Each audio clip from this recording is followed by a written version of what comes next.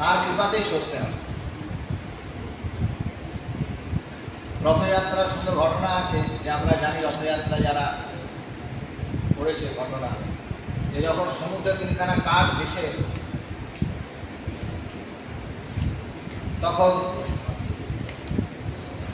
সে তিনখানা কাঠ তাকে তোলার জন্য রাজা যখন গেলেন, ইন্দ্রদম্ন তার লোকজন বিশাল রথ নিয়ে, হাতি নিয়ে, ঘোড়া নিয়ে সব দড়িতে বেঁধে টানছে, পাথর আছে, কাঠ আর উঠছে না, অনেক টানছে, উঠছে না। সবাই আশ্চর্য হয়ে গেল যে আমরা এই তিনটে ছোট ছোট কাঠ তুলতে পারছি না। তখন রাজা ইন্দ্রদম্ন চিন্তায় পড়লেন। তিনি হচ্ছেন ভক্ত। ভক্ত মানে কি, যে সব বিষয়ে ভগবানের চিন্তা করে। খারাপ কিছু হলেও ভাবে ভগবান আমি এটা কেন কেন খারাপ হয়েছে, নিশ্চয়ই তোমার কোনো উদ্দেশ্য আছে। ভালো হলেও ভাবে তিনি এটা করছেন। সব কিছুর মধ্যেই যে ভগবানকে ভাবে সেই ভক্ত। তো উনি ভাবছেন যে এটা কেন হচ্ছে, তিনটে কাঠ এই তোলা সহজ ব্যাপার, আমরা এত হাতি ঘোড়া নিয়ে টানছি, হচ্ছে না। উনি তার ভগবানের ধ্যান করছে। ওরা ধ্যানে তখন নীলমাধব স্বয়ং দেখা দিয়ে বললেন যে ইন্দ্রদম্ন, আমাকে জোর করে তোলা যাবে, তোমরা ভক্তরা আমাকে ধরো, ভক্তরা ধরলেই আমি উঠে যাবে। তখন বললেন তুমি আর বিদ্যাপতি আর বিশ্বাবসু তিনজন ভক্ত আমার, আমরা ধরো। তারা ধরলেন, কাঠ আস্তে করে উঠে। ঠিক সেই রকম যে অর্গলা স্তোত্র পাঠ করলাম, মাকেই বললাম যে তুমি এই দরজা খুলে দাও, কারণ তুমি না খুলে এই দরজাকে খুলতে পারবে। এবং আমরা মাকে দরজা খুলতে বললাম, খুলে দিয়ে বললাম যে আমাদের বিভিন্ন রকম বিষয়ে বললাম। একটা কথা বারবার বললাম, রূপম দেহি, জয়ম দেহি, যশো দেহি, বিশ্বজয়। এটা সবার দরকার, এটা সাধুদেরও দরকার, গৃহীদেরও দরকার, বয়স্কদেরও দরকার, ছোটদেরও, সবার দরকার। প্রত্যেকে রূপ চায়। এখন প্রশ্ন আসতে পারে সাধুদের রূপের কি দরকার আছে? ঠাকুরের জীবনে যে ফিরে যায়, ঠাকুর তিনি মাঝে মধ্যে কামারপুকুর যেতেন, পুরুই শ্যামবাজারে গেছেন, সেখানে হরির নামের বিশাল কীর্তন। তো ওখানে তিনি যখন হরির নাম করছেন, চারিদিকে উঠে গেছে, আরে ওখানে গদায় সেই মরে তো এই গাছে। হরির নাম করতে সমাধিস্থ হয়ে যাচ্ছেন, আবার জ্ঞান থেকে আবার হরির নাম করছেন। সেইখানে তার জটি, অঙ্গ জটিতে এমন চারিদিকে ছড়িয়ে পড়েছে, সব লোক, কেউ গাছে উঠে আছে, কেউ ছাদে উঠে আছে, সব দেখছে। এ ঠাকুর বলছেন মা ভেতরে ঢুকে যা, মা ভেতরে ঢুকে যা, মা ভেতরে ঢুকে যা।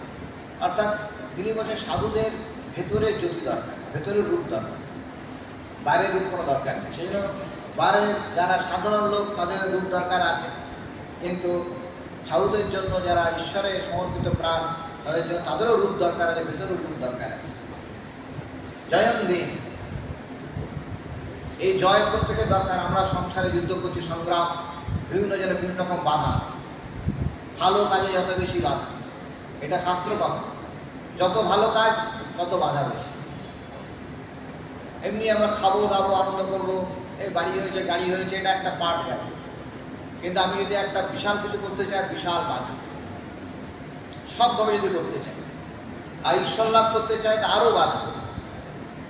তার কারণ কি, তুমি যত বড় জিনিস পেতে চাও, যত উঁচু জিনিস পেতে চাও, তত তোমাকে মূল্য দিতে হবে। 16 আনা দিলে 16 আনাতে পাবে। সেই জন্য যে জয়ম দেহি প্রার্থনা করছে, মা আমি 16 আনা দেওয়ার শক্তি দাও। 16 আনাতে আমি দেবো, আমি 1 পয়সাও কম দেবো না, কিন্তু আমাকে শক্তি দাও যাতে আমি আমার যাত্রা পথে সব কিছু জয় করি, তোমার কাছে যেতে পারি। যে ভক্ত বলবে। আর যারা সাংসারিক যারা সুখ ভোগ চায়, তারাও বলবে আমার কাজে এত বাধা, আমি ব্যবসা করছি, আমি চাকরি করছি, আমার চাকরি হচ্ছে না, কারো ব্যবসা হচ্ছে না, কারো বিভিন্ন রকম সমস্যা হচ্ছে, পারিবারিক সমস্যা, মাকে বলো মা এগুলো জয় করার শক্তি দাও। পড়াশোনা কারো হচ্ছে না, সেও বলতে পারে মা আমাকে এই পড়া পড়তে আমি পারছি না, মনে রাখতে পারছি না, ভালো করতে চাই, আমি ঘুমিয়ে পড়ছি, ইত্যাদি বিভিন্ন রকম সমস্যা। সেই সব বাধা জয় করার শক্তি দাও, তিনি মা দেবেন। যশো দেই, যশ দাও, সাধারণ লোক যারা আছে, সংসারে যাদের সাংসারিক চাহিদা আছে, তারা চাইবেন আমার বিরাট নাম হোক, প্রচুর টাকা হোক, না আমি একটা পলিটিক্যাল পার্টির নেতা হলাম, বা আমি একটা মন্ত্রী হয়ে গেলাম, অনেক সব কনভয় থাকবে, বা আমি একটা বড় অফিসার হয়ে গেলাম, বা অনেক আরও বড় ব্যবসায়ী হয়ে গেলাম আমারই মতো, এও আমার যশ হোক, সেটাও মা দেবে। কিন্তু আমরা ডাকি না, দুর্ভাগ্য তো এটা, আমরা শুনি, এগুলো শুনতে হয়তো আমাকে ভালো লাগে, বা মায়ের কথা বলে যশ হোক, ডাকতে বললে আর ডাকি।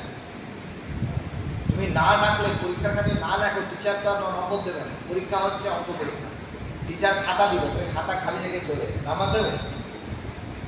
তুমি লেখো, তুমি তারা নাম্বার পাবে, তুমি শুনছো, but you should practice it. Practice করে দেখবে, তুমি যতটুকু প্র্যাকটিস করবে ততটুকু যশ তুমি পাবে। দিশোজনী, আমার শত্রু, প্রত্যেকের শত্রু আছে, শত্রু দুরকম, বাইরের শত্রু, মনের শত্রু। সেই শত্রুগুলোকে কাম, ক্রোধ, লোভ, মোহ, মাৎসর্য, মৃত্যু ভয়। মৃত্যু ভয় একটা শত্রু, মানুষ মনে করে এই আমি শেষ হয়ে যাবো, এটা বিশাল একটা শত্রু। কিন্তু আত্মার তো কোনো মৃত্যু নেই। নাহান্নাতে হান্নামানের শরীর, গীতার কথা।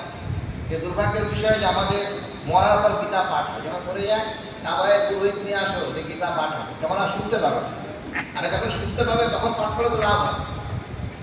যে যখন শুনতে পাচ্ছে তখন গীতা যদি পাঠ হয় যে যে আমি অজনিত্যম সৎসবে পুরুষ পুরাণ নাহান্নাতে হান্নামানের শরীর, আমি সে অজনিত্য আত্মা, আমার এই শরীরটা হচ্ছে জামার মতো, বাসান্তি জিন্নানি যথা বিহায়, যেমন পুজোতে নতুন জামা পরবো, আবার নতুন যেন নতুন শরীর ধারণ করবো, এইসব করলে আত্মভাব যাক, তখন কিন্তু মৃত্যু হয় থাকবে না। এটা জামার মতো, আমি জামা তুলে দিই।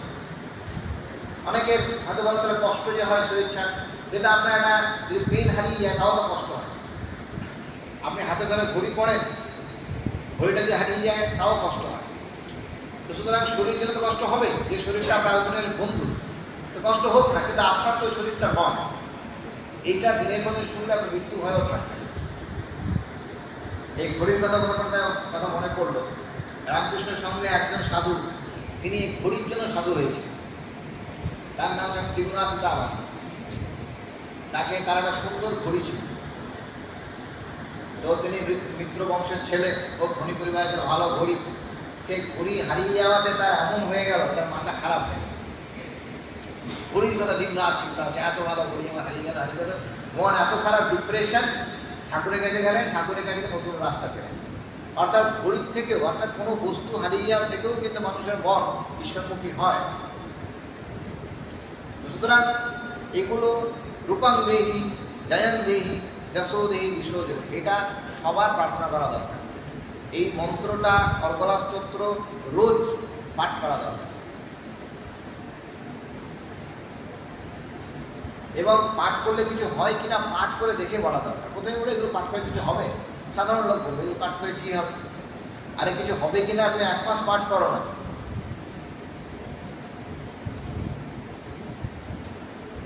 1 মাস পাঠ করলে তুমি টের পাবে কিছু হচ্ছে কি হচ্ছে।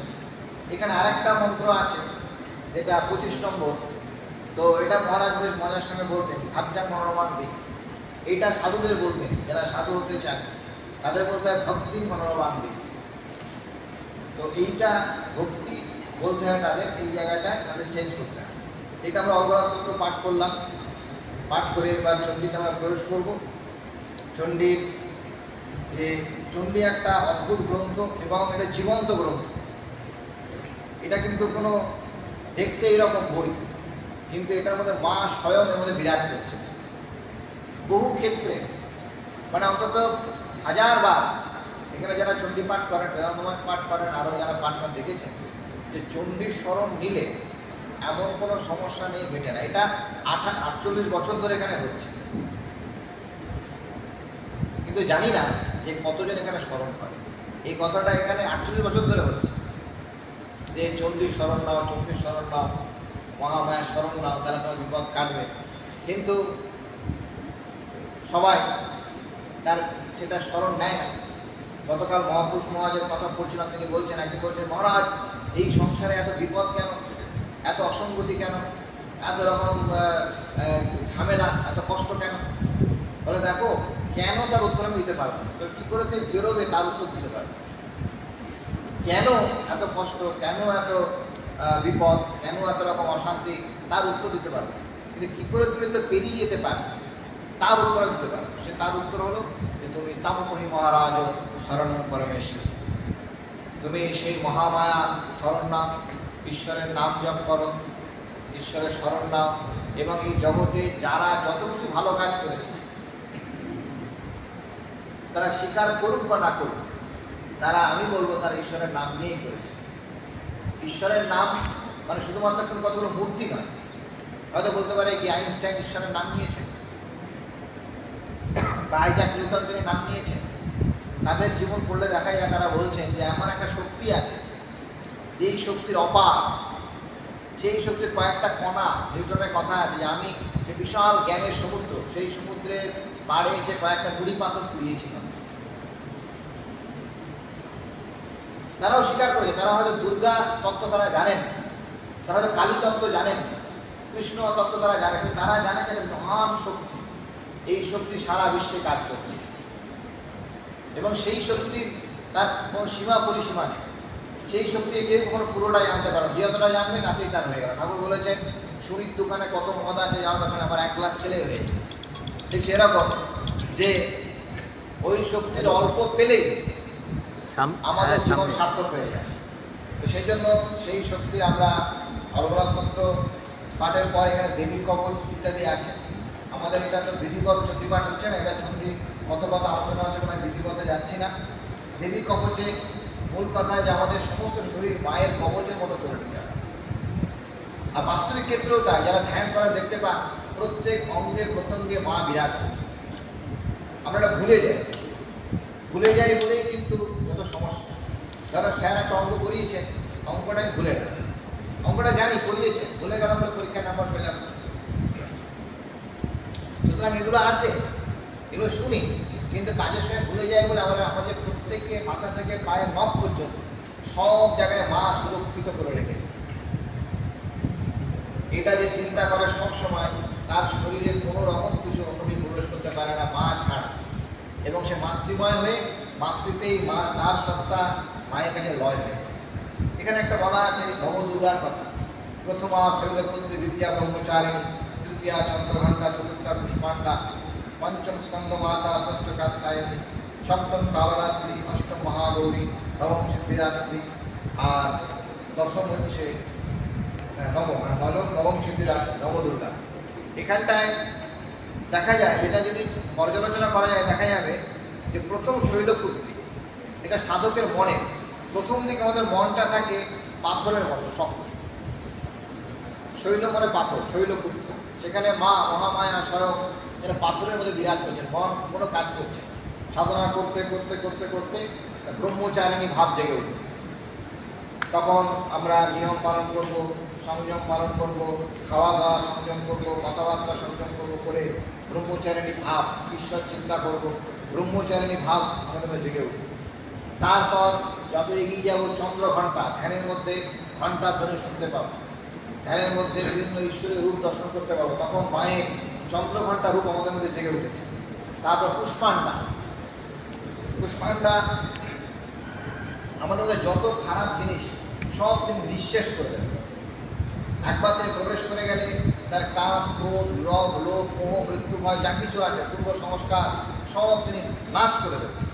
নাশ করে দেওয়ার পর তিনি হয়ে যাবেন স্কন্দ মাতা বলে বিরাজ করবেন। স্কন্দ মাতা মানে, স্কন্দ মানে কার্তিক, কার্তিকেয়, সেই সাধক কার্তিকের মতো হয়ে যাবে। বিশাল শক্তি যে সাধকের মধ্যে থাকে, সে একা 1000 জনের কাজ করতে পারে। যেমন স্বামী বিবেকানন্দ একা সারা পৃথিবীকে শিক্ষা দিয়েছে, ঠিক সেরকম যে মায়ের যদি কেউ স্মরণ নেয় তার মধ্যে স্কন্দ মাতা রূপে মা জেগে উঠবে।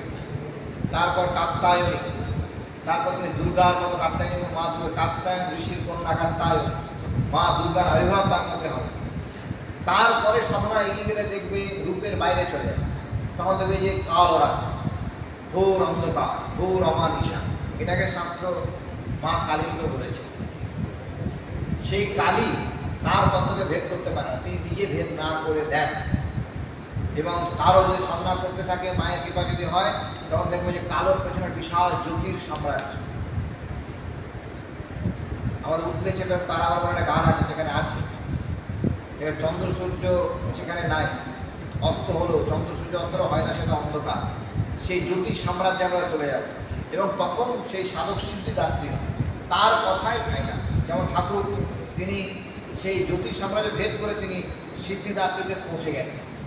তার কথায়, তার চিন্তা, তার কথা, তার চাউনি, তার স্মরণ সবগুলিতে সিদ্ধি প্রাপ্ত মানুষ হবে।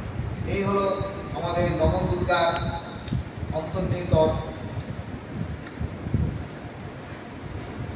এরপরে আমরা দেখতে পাবো যে একটা গল্প কথা, সেই গল্প কথায় মধুকৈটব যে মেধস মুনি, এখানে মার্কেন্ডীয় ঋষি তিনি বলছেন যে মা কিভাবে মধুকৈটব বধ করেছিলেন না, আজও করছে। মধুকৈটব যে আগে ছিল তা না, সবার মধ্যে মধুকৈটব আছে। মধুকৈটব মানে দ্বন্দ্ব, এটা করবো কি করবো, এটা ভালো না খারাপ, এটা ওই লোকটা সবসময় দ্বন্দ্বের মধ্যে আছে, কোনটা স্থির করতে পারছে। গীতাতে ভগবান বলছেন দ্বন্দ্বের বিমুক্তা আস্পদুক্তা সঙ্গেই গচ্ছন্ত মূঢ়া পদমদ্বয়। অব্যয় পদ পেতে গেলে দ্বন্দ্বমুক্ত হতে হবে। সে অব্যয় পদ পাওয়ার আগে মধুকৈটব দ্বন্দ্ব সবসময় বিরাজ করছে, এটা করবো, এটা করলে ঠিক হবে না, ওই লোকটা ভালো না খারাপ, সবসময় একটা দ্বন্দ্বের মধ্যে আমরা আছি। সেই জন্য দ্বন্দ্ব, এই মধুকৈটব, এটা মায়ের কৃপায় এখানে মা বধ করবেন সেই ঘটনা। এবং সেই ঘটনা বলেছেন, তার ব্যাকগ্রাউন্ড হলো, এখানে বলছেন যে ওম নমশ্চন্ডিকা ওই ওম ক্লিং মার্কণ্ডেয় বাচ সাবর্ণী সূর্যতনয় মনোমততে অষ্টম ঈশাময় উৎপত্তি বিস্তরা গদতম। বলছেন যে ওম ক্লিং, এই ক্লিং দিয়ে কেন বলে এটা আমি চিন্তা করেছি। আমাদের যারা ব্রহ্মচারী থেকে সন্ন্যাস নেন তাদের ক্লিং মন্ত্র শিক্ষা ছেদন করা, যে ওটাকে শিখা থাকে, তাকে কি বল, যেন গুরু ছেদন করার কাছে দিয়ে ক্লিং মন্ত্রে ছেদ করে। অর্থাৎ ক্লিং হচ্ছে জ্ঞান বীজ, জ্ঞান দাত্রী মা। এখানে প্রথম অধ্যায়ে তিনি মহাকালী, মহিষাসুর যখন বধ করছেন তিনি মহালক্ষ্মী, শুম্ভ নিশুম্ভ বধ করছেন মহা সরস্বতী, এই মহাকালী রূপে তিনি আমাদের জ্ঞান দান করছেন। সেই জন্য ওম ক্লিং এই মন্ত্র দিয়ে এই অধ্যায় শুরু হয়েছে। এখানে বলা হচ্ছে যে অতীতকালে রাজা সুরত বলে একজন ছিলেন, চৈত্র বংশের রাজা। তিনি মহামায়ার আশীর্বাদে একটা মন্বন্তর অধিপতি হয়েছে, একটা মন্বন্তর তার টোটাল অধিপতি হয়েছিলেন মহামায়ার কৃপা। কীভাবে হয়েছিলেন সেই ঘটনা বলা আছে। এখানে বলছেন যে সুরত নাম রাজা অভূত সমস্ত কৃতিমণ্ডলে, সুরত নামে একটা রাজা, তিনি সমস্ত কৃতিমণ্ডলে তিনি রাজত্ব করতেন। একবার হলো কি ওলা বিধ্বংসী বলে আর একজন রাজা, তিনি এসে তার রাজ্য আক্রমণ করলেন, আক্রমণ করে তাকে পরাজিত করলেন, পরাজিত করে তার সব ধ্বংস করে সব তাড়িয়ে দিলেন, তিনি তার সব নষ্ট করে দিলেন। তখন সেই সুরত রাজা ক্ষুণ্ণ মনে হতাশাগ্রস্তের বাড়ি ফিরে গেল। বাড়ি ফিরে এলে দেখলো তাকে কাছে কেউ কথা বলছে না, তার আত্মীয় সঙ্গে কথা বলছে না, তার নিজের রানী কথা বলছে না, ছেলে মেয়েরা কথা বলছে না। যারা এতদিন কথা বলতো, যারা এতদিন ভালোবাসতো, তারা কেউ সারা শব্দ দিচ্ছে। কিন্তু মনে কষ্ট পেলেন যে আমি আজকে হেরে গেছি যুদ্ধে, তা আমাকে এরকম লাঞ্ছিত হতে হচ্ছে, আমি এখানে থাকবো না। কিন্তু তখন কী করলেন উনি, একাকী হয়বার উচ্চ জগাম মহানম্বর, একাকী তখন একটা ঘোড়ার পিঠে চড়ে বনে চলে গেলেন। না, এই সংসারে আমি থাকবো না। এইরকম উপলব্ধি অনেকেরই হয় যে সংসারের জন্য এত কিছু করলাম, বাড়ি করলাম, আমার খরচায় জমি কিনলাম, এই করলাম সেই করলাম, সেই সংসারের লোকজন আমাকে ভালোবাসে না, আমি এই সংসারে থাকি। এই উপলব্ধিটা অনেকের বয়স্কদের হয় একসময়।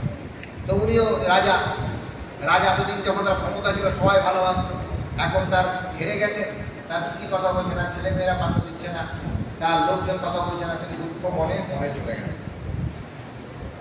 বনে গিয়ে সতত্র আশ্রম দ্রাক্ষিত দ্বিজের বজস্ব মেধস, সেখানে গিয়ে তিনি দেখলেন আশ্রম, সেখানে মেধা ঋষি আশ্রম। সে আশ্রমে একজন ঋষি, তার মেধা নাম, তার সুন্দর আশ্রমে তিনি গিয়ে উঠলেন এবং ওখানে আশ্রমে খুব ভালো লাগলো যে সুন্দর আশ্রম, শান্ত পরিবেশ, এবং ওখানে যেটা আগে বলেছিলাম যে পশু আছে, বাঘ ভাল্লুককে কেউ হিংসা করে না। তো উনি তখন ভাবলেন, বাঘ তো সুন্দর, সেই ঋষির তপস্যার ফলে, ঋষির মাতৃ আরাধনার ফলে সারা জায়গায় একটা শান্তির বাতাবরণ, একটা আনন্দের বাতাবরণ বিরাজ করছে। তো রাজার খুব ভালো লেগে গেল। তখন রাজা ঘুরছেন, হঠাৎ দেখলেন আরেকজন লোকের সঙ্গে দেখা। বলে, আরে আপনি কে? বলছে, আমার নাম সমাধি বৈশ্য। বলে, আপনার কি হয়েছে? না, আর কি হয়েছে জানেন তো, আমি ধনী কুলে জন্ম, কিন্তু আমার এত টাকা পয়সা হয়েছে না, এই টাকা পয়সায় সব বাড়ির লোকজন লোভ লেগে গেছে। বলছে, আপনাকে আমরা রাখবো না, আপনার টাকা পয়সা দিন, আপনি এখান থেকে যান, যা সম্পত্তি আমরা দিয়ে দেন তাতে। বলে, আমাকে ধরেনাথপুরে, সেখানে আমার পুত্র দারই, আমার স্ত্রী সবাই ধনলোভাত সাধুবি, ধনলোভে আমাকে তাড়িয়ে দিয়েছে। আমিও অসহায় হয়ে কোনো জঙ্গলে চলে এসেছি। ভালোই হলো, আমি তার একটা সাথী পেলাম।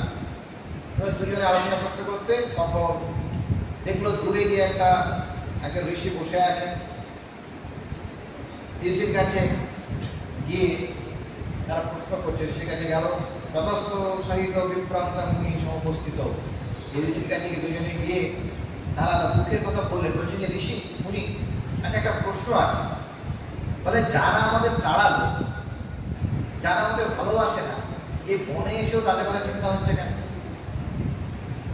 এই একটা অদ্ভুত ব্যাপার। বলছে, যারা আমাদেরকে পছন্দ করে না, বনে এসেও ভাবছি। রাজা সুরত ভাবছেন, আচ্ছা আমার হাতিটা যে ছিল, হাতিটা ভালো আছে তো, আর তাকে খাওয়া দাওয়া দেওয়া হচ্ছে তো, কি জানি আমার ধন সম্পদগুলো সব ঠিক আছে তো, এই চিন্তা করছে। তাহলে কোন শক্তির ফলে, কোন শক্তির জন্য যে আমরা যে অত্যাচার করছি, যাকে যে আমাকে পছন্দ করে না, তার কথা আমরা চিন্তা করছি, কার জন্য হচ্ছে? ঠিক একই কথা গীতাতে আছে। অর্জুন বলছেন ভগবান শ্রীকৃষ্ণকে, অনিচ্ছন্নবে বাষ্ণেয় বলাদিব হয়ে, অনিচ্ছন্নবে বাষ্ণেয় বলাদিব হয়ে, যে আমি ইচ্ছা করি ভালো কাজ করতে, কিন্তু আমার ইচ্ছা নেই যে আমি খারাপ কাজ করবো, কিন্তু আমার কে জোর করে করা? কেন এটা করা? আমার ভগবান উত্তর দিচ্ছেন, কাম এসা ক্রোধ এসা রজগুণ সমুদ্র। এরা আমাদের শত্রু, কাম ক্রোধ লোভ রজগুণ থেকে আসে, এরা জোর করে তোমাদের করা, এদের থেকে তুমি নিস্তার পাও।